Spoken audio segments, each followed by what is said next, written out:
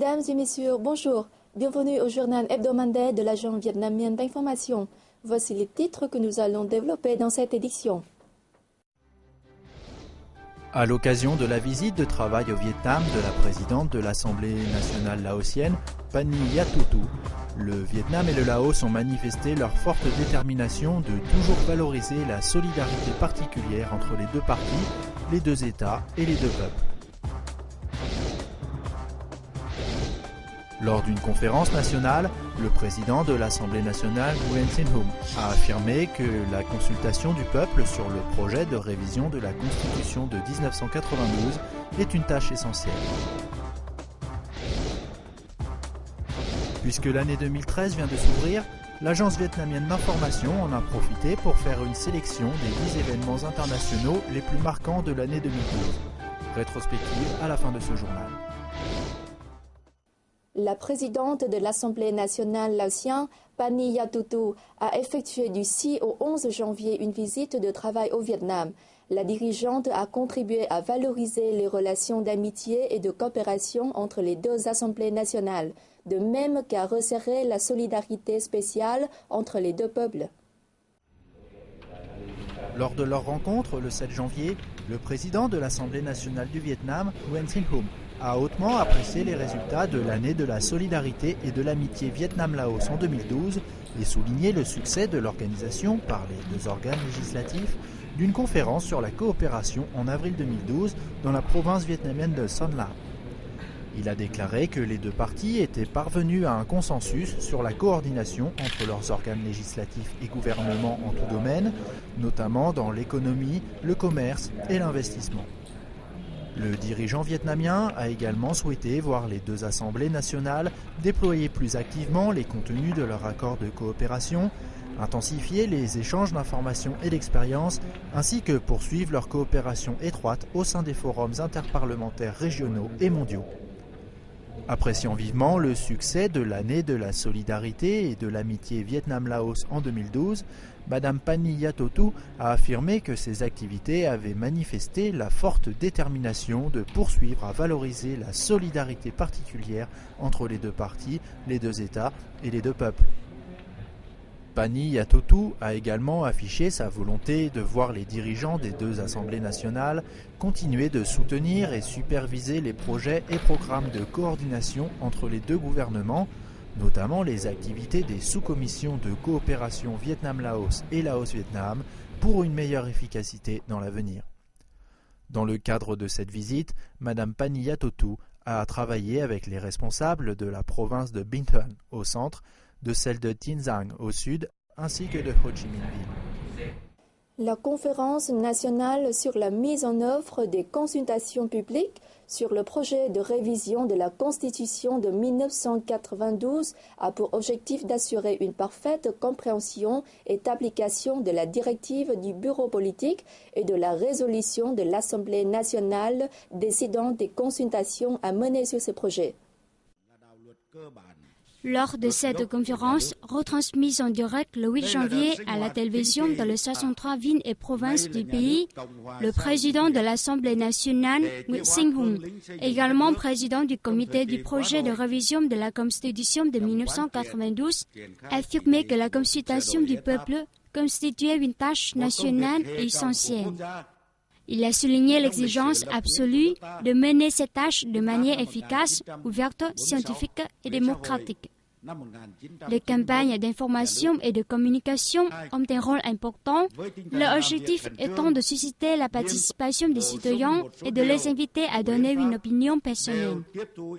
La collecte des avis de la population doit être complète et exacte afin que tous les citoyens contribuent à l'amélioration de ce projet.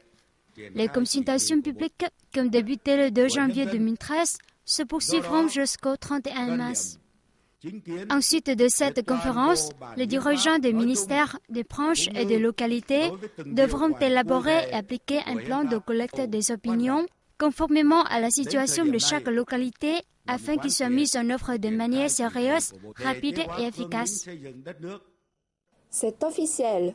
Lors d'une cérémonie solennelle le 9 janvier à Jakarta, le Vietnam a pris ses fonctions à la tête du secrétariat général de l'Association des Nations de l'Asie du Sud-Est pour le mandat 2013-2017.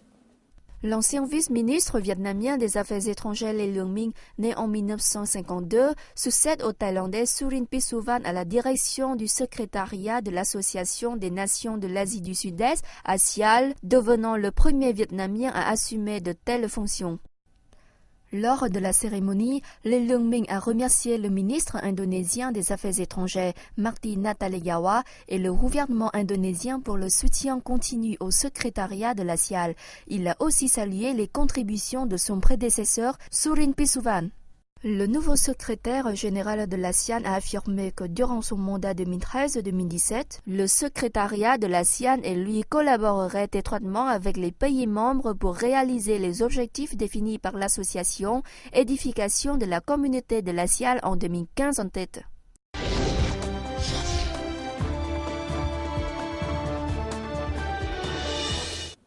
L'Institut de recherche sur le développement socio-économique de la ville de Da Nang au centre a récemment reçu plusieurs documents rares affirmant une fois de plus la souveraineté vietnamienne sur les archipels de Hoàng Sa, Paracel et de Trường Sa, Spratly. Ces documents, 43 cartes anciennes et un atlas intitulé « Livre de géographie de la Poste de Chine », publié par la République de Chine à Nankin en 1919, ont été envoyés par Chan Thang, président de l'Institut de la culture et de l'éducation du Vietnam aux États-Unis, une organisation non gouvernementale. Chan Thang avait antérieurement offert à cet institut 2 atlas imprimés en 1908 et 1933, 92 cartes anciennes ainsi que 3 mémoires joints de cartes chinoises où Hoàng Sa et Trường Sa ne sont pas comprises dans le territoire chinois.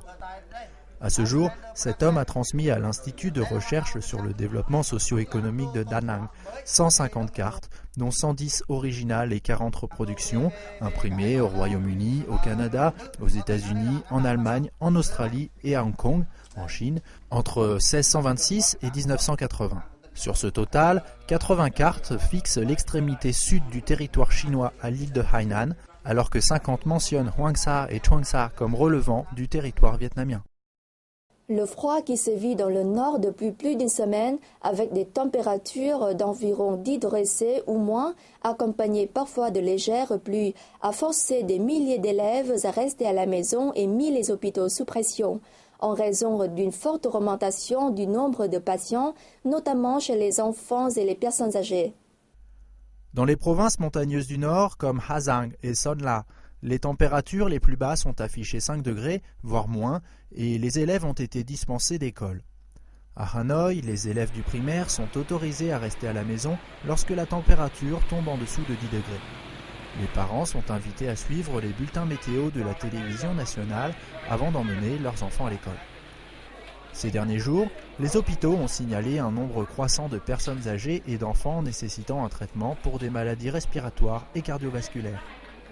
L'hôpital central de gériatrie a même vu le nombre de ses patients doubler. Le froid, qui devrait se poursuivre jusqu'au 14 janvier, a également perturbé la vie de la plupart des gens, surtout ceux qui travaillent dans la rue. Pour se réchauffer, de nombreux travailleurs ont allumé des feux dans la rue. Nguyen Van Binh, un chauffeur de moto-taxi, sirotait une tasse de thé chaud sur le trottoir en attendant des clients. Il fait si froid que beaucoup de gens préfèrent prendre le taxi ou le bus. Les chauffeurs de moto-taxi, comme moi, avons moins de clients les jours de grand froid. Pendant ce temps, un chauffeur de taxi peut doubler ses recettes. En ce moment, beaucoup de personnes prennent le taxi. En conséquence, mes recettes augmentent. Que le froid profite ou non à certains, tout le monde souhaite que cela cesse au plus vite.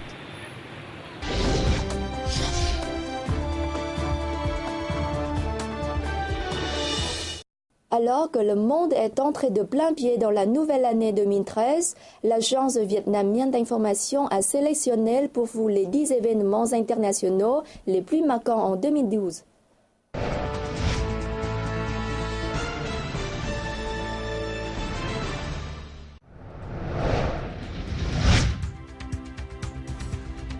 À la première place de ce classement, les différends de souveraineté territoriale et maritime en mer orientale entre la Chine et plusieurs pays d'Asie du Sud-Est, ainsi qu'entre la Chine et le Japon concernant l'archipel Diaoyu Senkaku, comme entre le Japon et la République de Corée pour l'archipel Takeshima Dokdo, qui tous ont entraîné un sursaut de tension dans la région.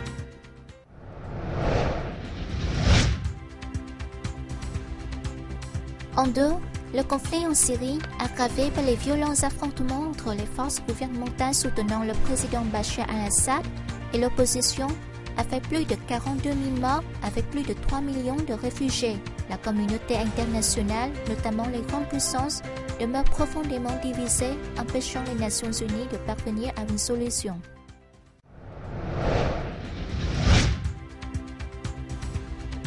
Entre le 8 et le 14 novembre, le 18e congrès a achevé le processus de transfert de pouvoir entre les 4e et 5e générations de dirigeants du Parti communiste chinois et élu Xi Jinping, secrétaire général du comité central et président du comité militaire du parti.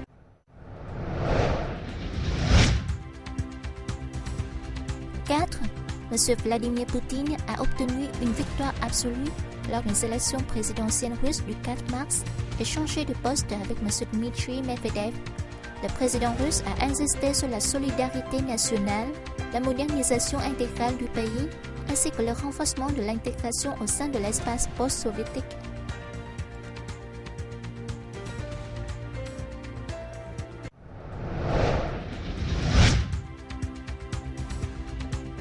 Après sa victoire contre le républicain Mitt Romney lors des élections présidentielles du 6 novembre, le président américain Barack Obama demeure à la Maison-Blanche pour un nouveau mandat, lui donnant la possibilité de poursuivre une politique extérieure recentrée sur l'Asie-Pacifique.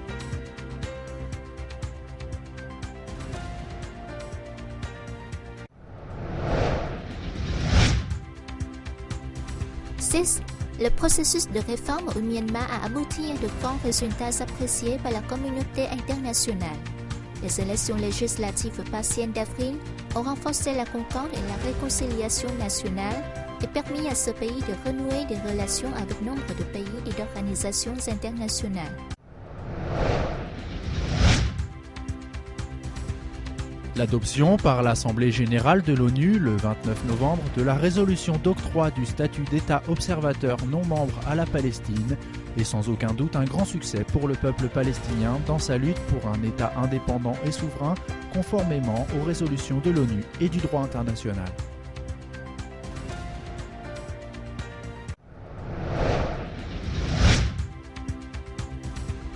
Antépénultième et 8e place pour les dirigeants de l'Union européenne qui sont parvenus à un consensus sur l'établissement d'un mécanisme de supervision unique du système bancaire de l'eurozone. Cet accord affecte non seulement les banques européennes, mais lève aussi des obstacles au règlement des dettes et au soutien financier à la Grèce, maillon le plus faible au sein de la crise des dettes publiques en Europe depuis 2009.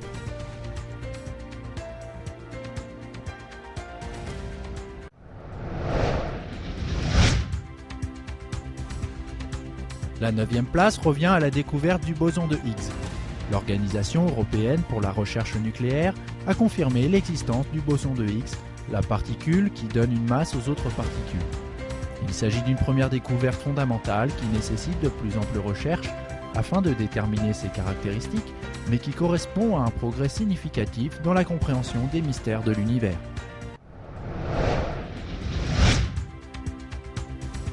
Et c'est la sélection de football espagnol qui ferme la marche de ce classement. La sélection espagnole a écrit une belle page de l'histoire du monde footballistique en soulevant pour la 2e fois consécutive le trophée de l'Euro.